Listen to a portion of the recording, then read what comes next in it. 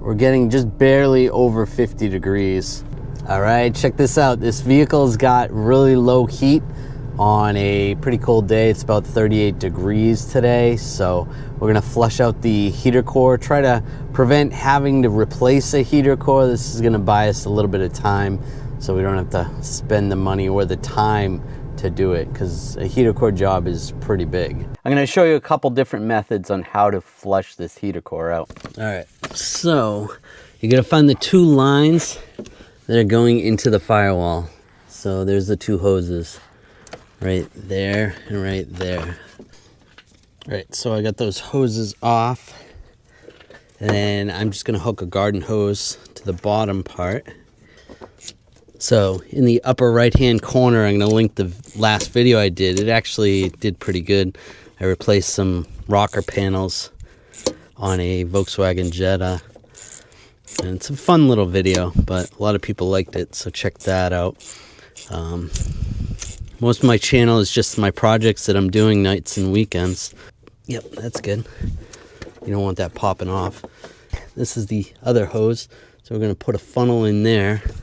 I'm gonna have this go down below into another bucket. So I got the funnel, I got the hose going down to another drain bucket. We're just gonna pour hot water in here.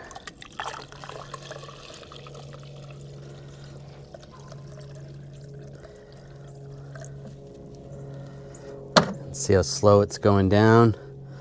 That should go a lot faster than that. It's because that heater core is plugging up. So if your vehicle has a little bit of heat, but not real good heat, chances are the heater core is starting to plug up. I mean, this is a good way to get away with not replacing the heater core right away. It's not necessarily a fix, but it might get you by for a couple years. I had to do this on 2 other vehicles last year, and the 2 other vehicles, it's still working.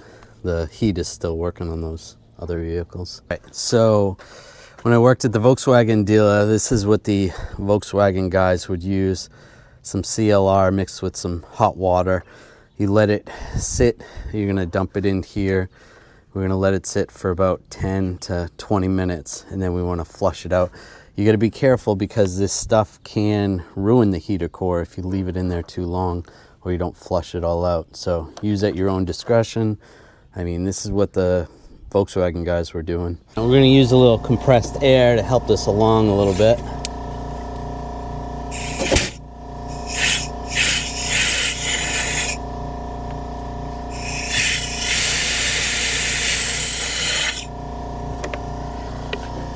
Put this tube in.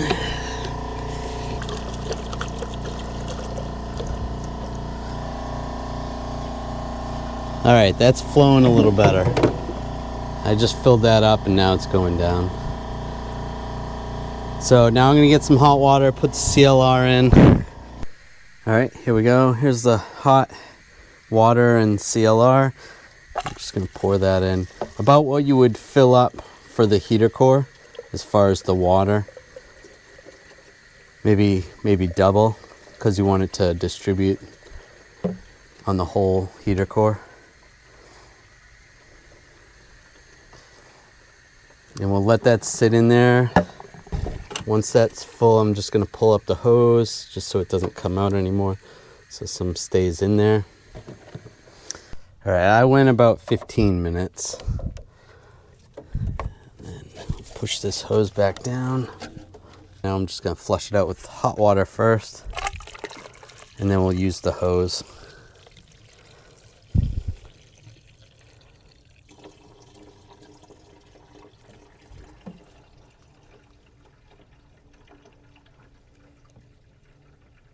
There we go, it's going down pretty good.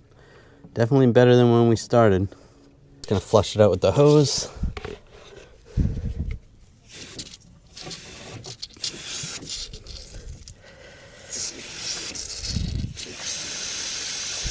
And if you can, it's a good idea to flush it the other way as well.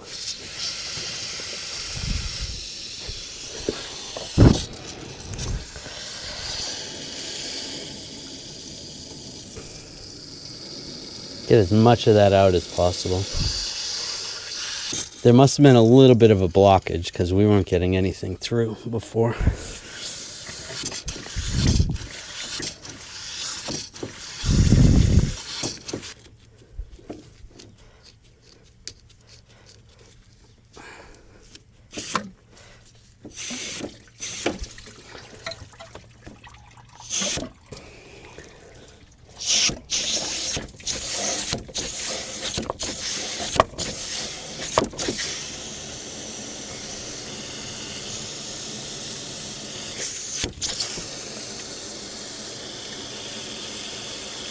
All right, that looks pretty good. I think that's enough. If that only helped a little, here's another way you can flush it out that's a little bit more intense. And this is how I got this set up. I got some hoses and I got a pump. This is just a water pump that's gonna pump through. Flush it out with hot water, and then I'm gonna dump a couple of the bottles of the CLR in, just to see one last effort trying to prevent having to replace the heater core. So we'll do this. I guess this is some type of bulletin for Honda. They have you do this. They use multiple bottles. I'm just gonna use 2. I think that'll be enough. All right, here we go. I have hot water. It's just circulating through right now. There's the pump. Took a little bit to get it to bleed. It's easier if you put this higher up, so we'll just set that there. I'll take some of that water out and then we'll dump in the CLR. I'll start adding our CLR.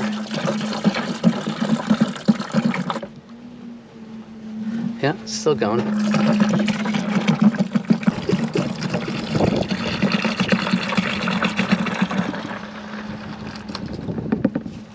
I can't imagine I need 2 of these.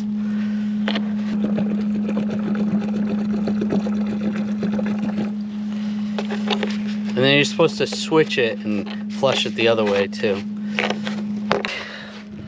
Just pump it through, doing its thing. Pump is pumping. That's just an electric water pump from a either a BMW. Actually, I think it's a Volkswagen Tiguan. So if you have an electric water pump, you can just hook that up. It's just circulating, so looks like it's doing a good job. All right, that's been going for about 20 minutes, just flushing through. Now I'm going to shut it off, switch those hoses, back flush it for probably about 5 more minutes, and then we'll just flush it out with water, put it back together, and see how we did. All right, that's back together.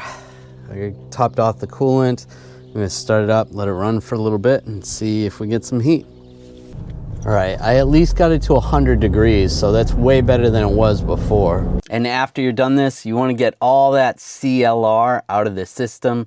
Make sure you flush it out with water. And it's a good idea to flush your entire coolant system, because the reason why it plugged up is probably because your coolant was kind of old and you were kind of neglecting it. So make sure you flush out your coolant system. And in the event that that didn't help you, you probably need a heater core, or you might have another issue. This Volkswagen Beetle also has blend door issues, so I gotta rip the heater box out anyway. So while I'm in there, I'm gonna do the heater core, just because I don't want to have to do it again in the future. But it definitely made it a lot warmer in here than it would have been if I hadn't flushed it.